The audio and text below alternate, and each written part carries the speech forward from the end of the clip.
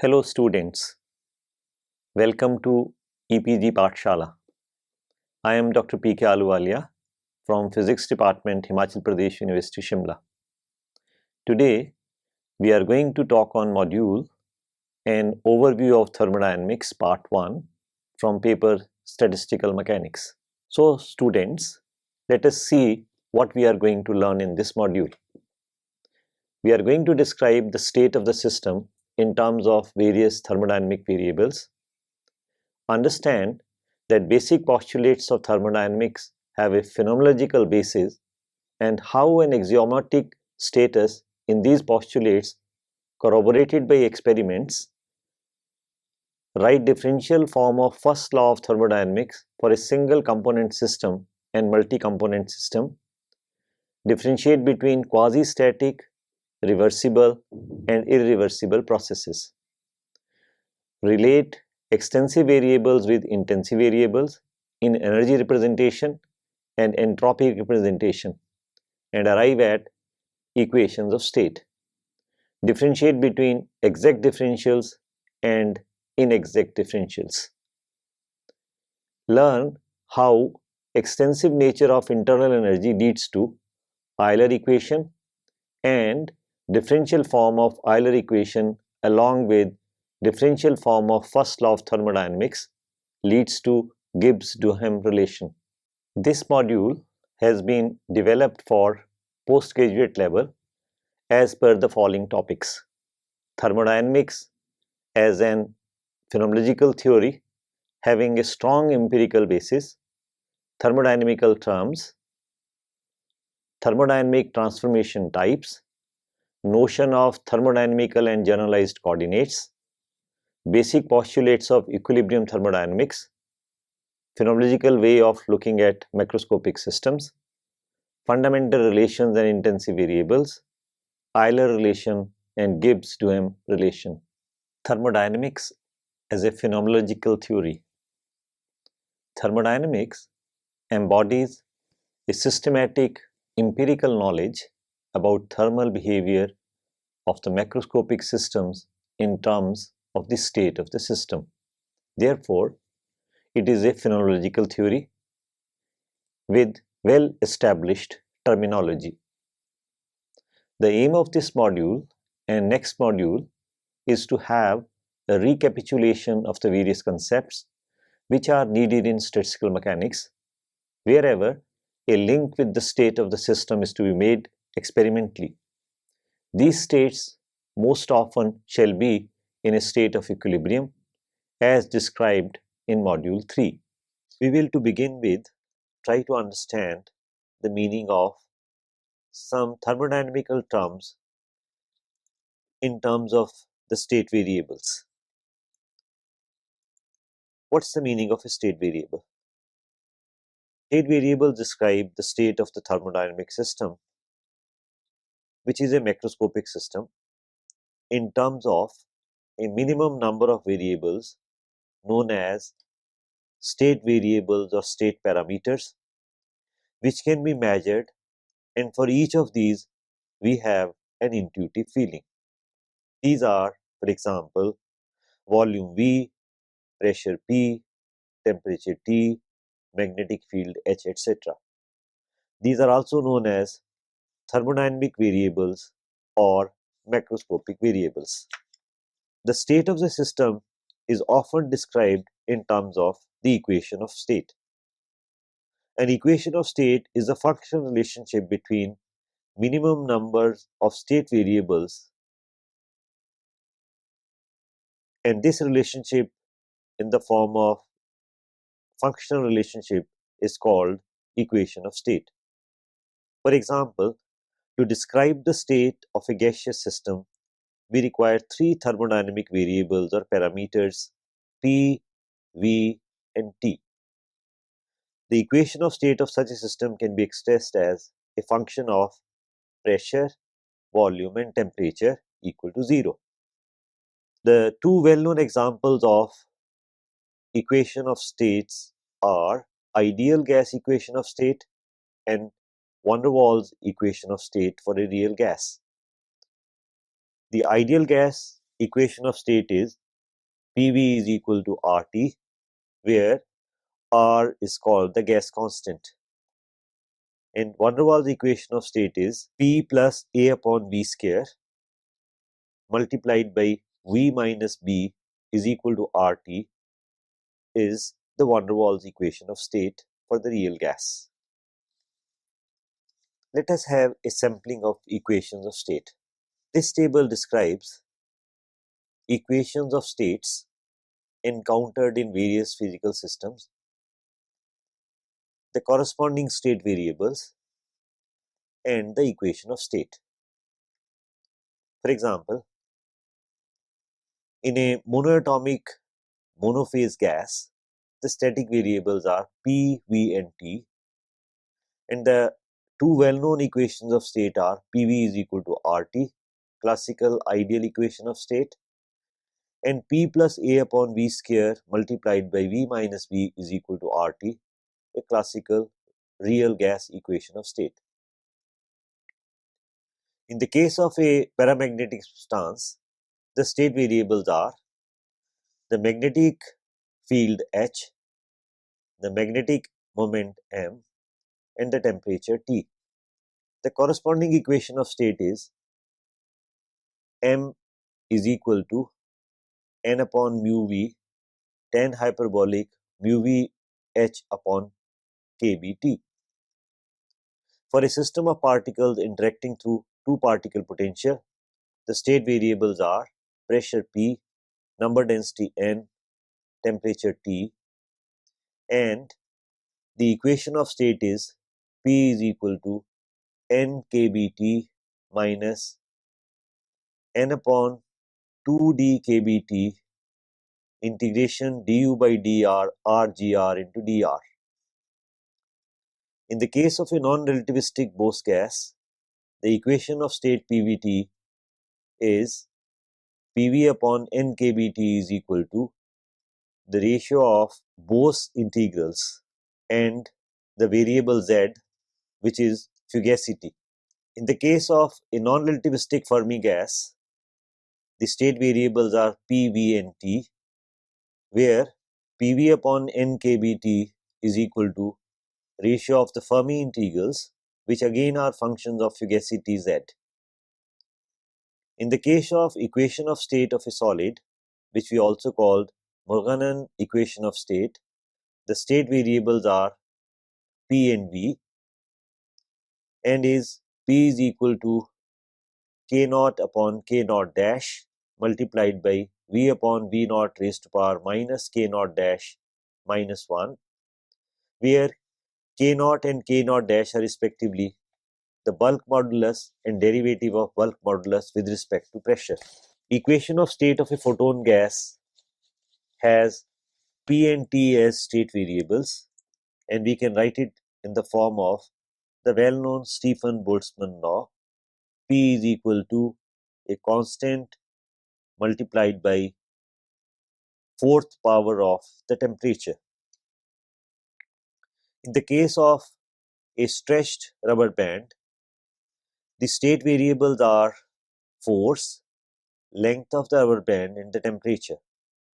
And the equation is F is equal to A T multiplied by L minus L0, where F, L, and T are respectively tension, length, and temperature.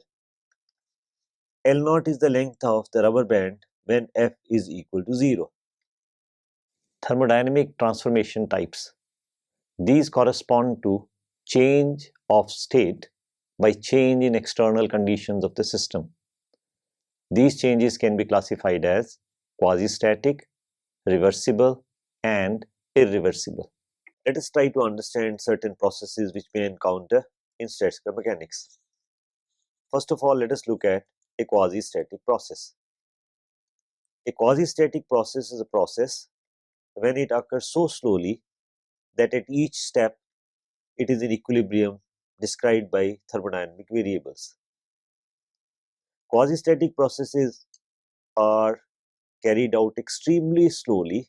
For example, in this graph, this process is being described which is expansion of an ideal gas at constant temperature. Let us see what's an irreversible process. In an irreversible process, change occurs so fast that during the process, thermodynamic variables P, V, and T cannot be defined.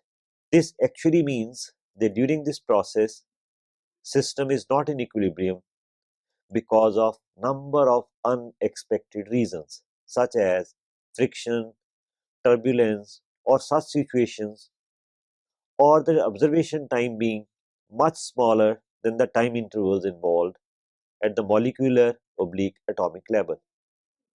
A non-equilibrium process is always irreversible. Let us see what's an irreversible process. In an irreversible process, change occurs so fast that during the process, thermodynamic variables P, V, and T cannot be defined. This actually means that during this process, system is not in equilibrium because of number of unexpected reasons such as friction, turbulence, or such situations, or the observation time being much smaller than the time intervals involved at the molecular/atomic level. A non-equilibrium process is always irreversible. Now, in this module, in rest of the part, we are going to focus on three main things to understand the postulates of thermodynamics. And these three things are internal energy U, heat Q, and work W. Let us try to understand the meaning of internal energy. When a system is in a state of equilibrium, which happens when it is isolated, energy of the system is a conserved quantity. That is, total energy E is a well-defined quantity. If a system is in a thermal equilibrium with its surroundings, say a heat reservoir, its energy may fluctuate, but its average energy, denoted by angular bracket begins E, angular bracket closes, is again a well-defined quantity.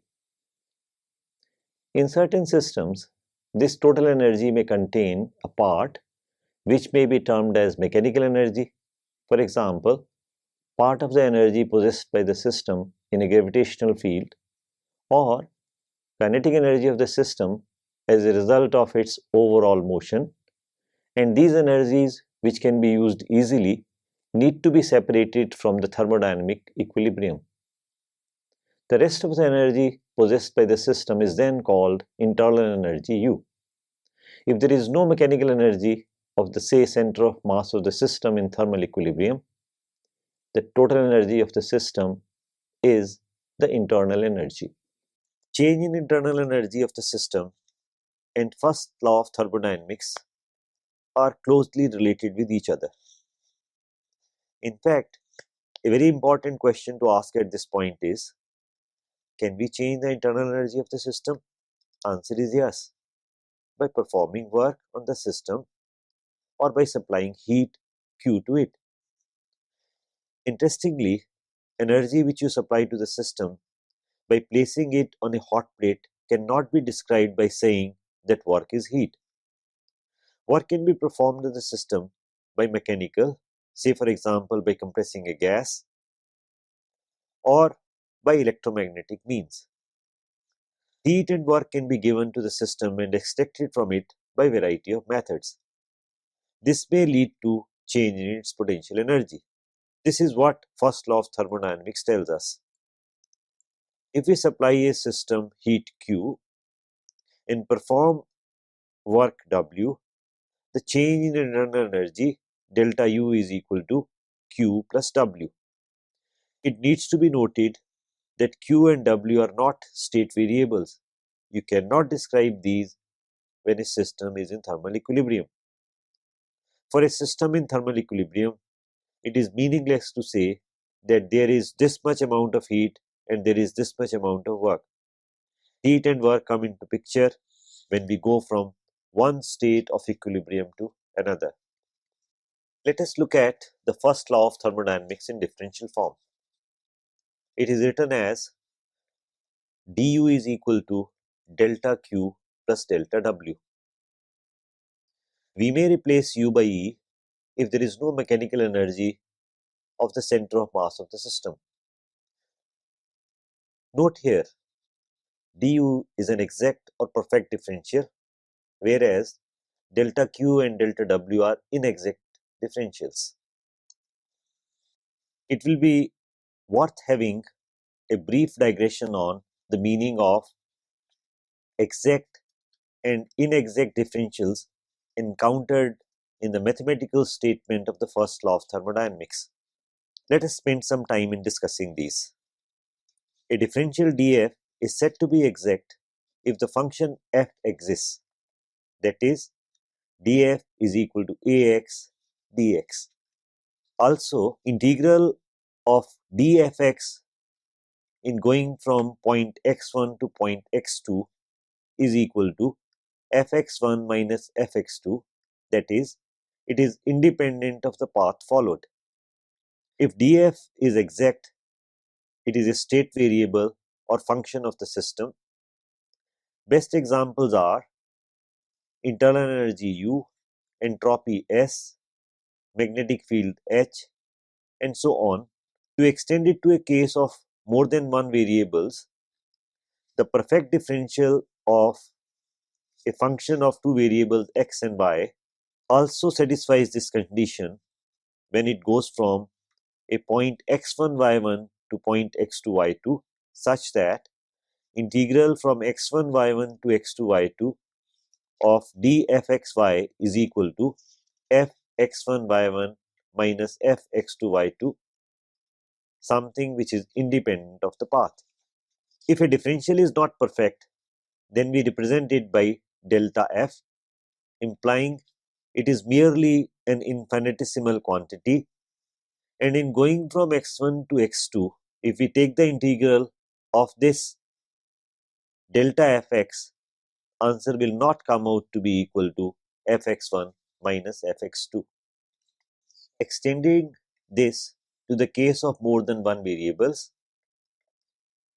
integral from x1 y1 to x2 y2 over delta fxy will not be equal to fx1 y1 minus fx2 y2. There are some other interesting results corresponding to perfect or exact differentials.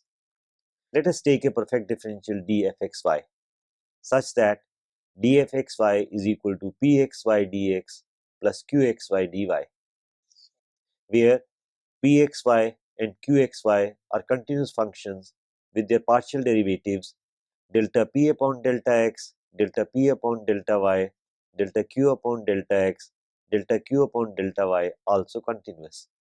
Then if df is exact, then pxy and qxy must satisfy the condition delta p of delta y at constant x must be equal to delta q by delta x at constant y, and hence delta f upon delta x at constant y is equal to pxy, and delta f with respect to delta y at constant x is equal to qxy, implying that delta 2f by delta y into delta x must be equal to delta 2f by delta x into delta y. At this juncture, it will be worth revisiting the notion of thermodynamic or macroscopic generalized coordinates. We talked about these in module 3 also. These are the new set of coordinates which do not require detailed knowledge of various configurations of the system described in terms of position coordinates and the momentum coordinates of individual particles of the system. However, they are new set of coordinates describing in a collective way the motion of all these particles of the system. For example, entropy not requiring solution of the equations of motion of each of the particles, and we can always associate a generalized force with it, for example T, such that delta Q is equal to T ds or delta W is equal to P dV. We can recognize many such generalized coordinates and generalized forces which form conjugate pairs. After having this brief digression on exact differentials and inexact differentials, let us once again look at the processes in an ideal gas under various conditions, the corresponding equation of state, work done, and heat capacity in each case. Let us look at first the isobaric process. The condition for this to be so is that pressure is equal to constant, that is, pressure is not changing, that is, dP is equal to 0. The corresponding equation of state is V upon T is equal to constant. Work done under this process is pressure multiplied by the change in volume V2 minus V1, R into T2 minus T1, and the heat capacity is Cp. In the case of isothermal process, the condition is temperature is equal to constant, that is, the change in temperature dt is equal to 0, and the equation of state is Pv is equal to constant, the famous Boyle's law, and the work done is RT log of V2 upon V1, and the heat capacity is plus minus infinity. In the case of isochoric process, the condition is V is equal to constant, change in volume is equal to 0, and the equation of state is P upon T is equal to constant. The work done in this case is 0, and the heat capacity is called Cv. In the case of adiabatic process, the condition is delta Q is equal to 0, ds is equal to 0, equation of state is Pv raised to power gamma is equal to constant, or Tv raised to power gamma minus 1 is equal to constant, where gamma is the ratio of specific heat at constant pressure to specific heat at constant volume, or work done is RT1 upon gamma minus 1 multiplied by 1 minus V1 upon V2 raised to power gamma minus 1, and the heat capacity is 0. Let us look at basic postulates of equilibrium thermodynamics. It is indeed a phenomenological way of looking at macroscopic systems. The fundamental problem which needs to be formulated for a given macroscopic system in equilibrium thermodynamics is how to determine the final equilibrium state of a macroscopic system and describe it.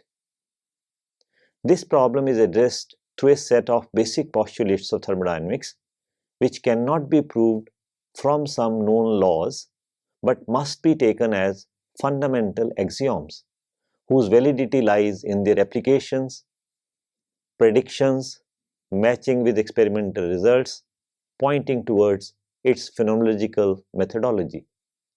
Incidentally, thermodynamic or macroscopic state of a system can be fully described in terms of a very small number of thermodynamic variables with introduction of additional number of thermodynamical variables to take care of complexities as and when these arise.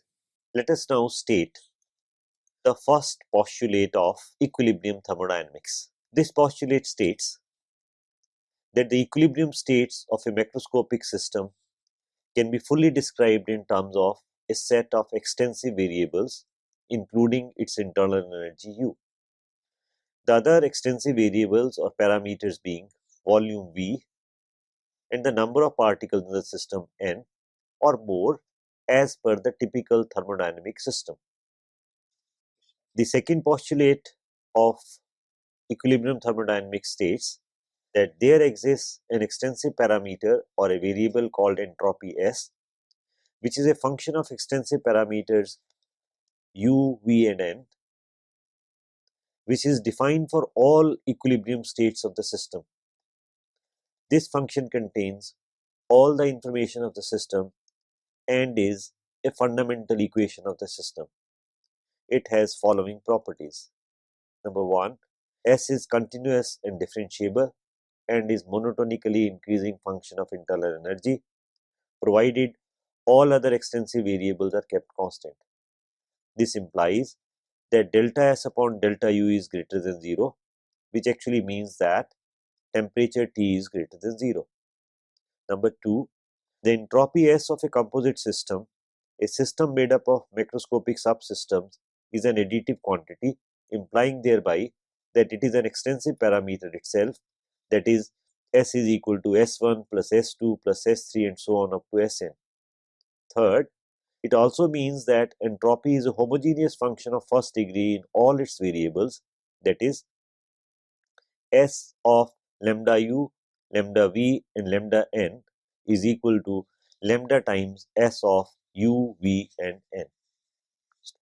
Third basic postulate of equilibrium thermodynamics states, if a macroscopic state is not in a state of equilibrium, its entropy will be less than the entropy of the equilibrium state with same values of extensive variables on which it depends. However, left to itself for the fixed values of extensive variables, a non-equilibrium state shall gain entropy to reach the equilibrium state, implying that entropy will be maximum for the equilibrium state. Also, entropy of a system is zero in the state where delta U by delta S at constant V and N is equal to 0, that is T is equal to 0. This is also called Nernst's theorem. To see the connection between fundamental thermodynamic relations and intensive variables, we must appreciate the first and second postulates together, which define a fundamental relation S is equal to S, U, V and N, where we limit ourselves to only three extensive variables, the simplest possible system. But this relationship is not unique in the sense that we may solve this to write U is equal to a function of S, V and N, or V is equal to a function of S, U and N, or N is equal to a function of S, V and U, each being a homogeneous function of first order. However, we shall confine to only the first two relations known as entropy representation and energy representation respectively, and see how intensive variables can be defined from these relations. Let us first look at the energy representation and write down it in differential form. That is, du is equal to delta u by delta s at constant v and n ds plus delta u by delta v at constant s and n dv plus delta u by delta n at constant s and v dn, where subscripts represent the variables which are to be kept constant while taking the partial derivatives. In terms of conservation of energy, this change in internal energy must be equal to heat, mechanical work performed for compression, and chemical energy resulting from raising the number of particles. du is equal to Tds minus Pdv plus mu dn. Comparing 1 and 2, we get the following relationship for three intensive variables. Temperature T is equal to partial derivative of U with respect to S at constant V and N. Pressure P is equal to negative of partial derivative of U with respect to V at constant S and N. Chemical potential mu is equal to partial derivative of U with respect to number of particles N at constant S and V. Let us also look at the entropy representation and write down it in differential form. That is, ds is equal to partial derivative of S with respect to U at constant V and N du plus partial derivative of S with respect to V at constant U and N dV plus partial derivative of S with respect to N at constant U and V dN. ds is equal to 1 upon T du plus P upon T dV minus mu upon T dN. Comparing 6 and 7 gives us the following relationship for three intensive variables. That is, temperature can be written as 1 upon capital T is equal to partial derivative of S with respect to partial derivative of U at constant V and N. Pressure can be written in terms of the relationship P upon T is equal to partial derivative of S with respect to V at constant U and N.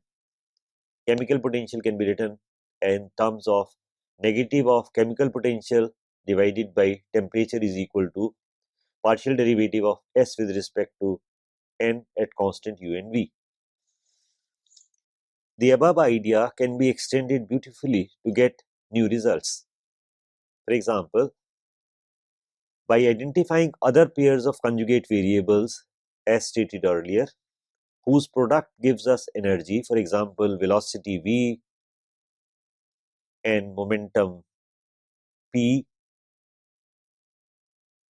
angular velocity omega and angular momentum L, electrical field E and polarization P, magnetic field H and magnetization M, leading to du is equal to TdS minus PdV plus mu dN plus VdP plus omega dL plus EdP plus HdM.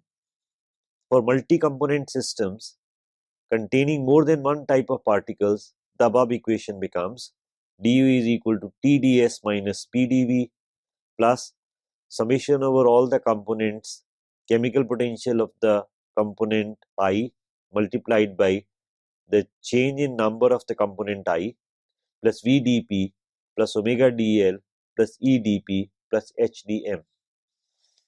From the fact that internal energy U, which is a function of S, V and N, is an extensive quantity, we can describe two useful relations known as Euler relation and Gibbs-Duhem relation. Let us note, extensivity implies that U as a function of lambda S, lambda V and lambda N is equal to lambda times U as a function of S, V and N alone. Taking the derivative of both sides with respect to lambda, we get delta U with respect to lambda S multiplied by S is equal to partial derivative of U with respect to lambda V multiplied by V plus partial derivative of U with respect to lambda N multiplied by N is equal to U as a function of S, V and N. If we put lambda is equal to 1, we find it results in the relation Ts minus Pv plus mu n is equal to U. In differential form, this can be written as Tds minus Pdv plus mu dn plus sdt minus Vdp plus n dmu is equal to du. This is true only if S dt minus Vdp plus n dmu is equal to 0. That is, dmu is equal to V upon n dp minus S upon n dt. This relation is known as Gibbs-Duhem relation. From the fact that internal energy U, which is a function of S, V and N, is an extensive quantity, we can describe two useful relations known as Euler relation and Gibbs-Duhem relation. Let us note, extensivity implies that U as a function of lambda S, lambda V and lambda N is equal to lambda times U as a function of S, V and N alone. Taking the derivative of both sides with respect to lambda, we get delta U with respect to lambda S multiplied by S is equal to partial derivative of U with respect to lambda V multiplied by V plus partial derivative of U with respect to lambda N multiplied by N is equal to U as a function of S, V and N. If we put lambda is equal to 1, we find it results in the relation Ts minus Pv plus mu n is equal to U. In differential form, this can be written as Tds minus Pdv plus mu dn plus sdt minus Vdp plus n dmu is equal to du. This is true only if S dt minus Vdp plus n dmu is equal to 0. That is, dmu is equal to V upon n dp minus S upon n dt. This relation is known as Gibbs-Duhem relation. So students, let us now summarize what we have learnt in this module. We have learnt that state of a system is described in terms of thermodynamic variables, also called macroscopic variables. That equation of state is a functional relationship between minimum number of state parameters needed for describing the state of the system. That there are variety of thermodynamic processes which may occur in a thermodynamic system and can be classified as quasi-static, reversible and irreversible processes. That first law of thermodynamics is law of conservation of energy, which relates internal energy, a perfect differential, with heat and work, which are inexact differentials of heat and work done under various conditions. About processes undergone by an ideal gas under different conditions, leading to different equations of state, work done, and heat capacity of the system. Basic postulates of equilibrium thermodynamics provide us a phenomenological way of looking at macroscopic systems such that second postulate defines entropy and third postulate gives Nernst's theorem. Understand the entropic representation, energy representation, number representation, and volume representation of thermodynamic relations. How to get intensive variables in terms of extensive variables, starting from entropic representation and energy representation. The derivation of Euler relation and Gibbs-Duhem relation using extensive property of internal energy. Thank you.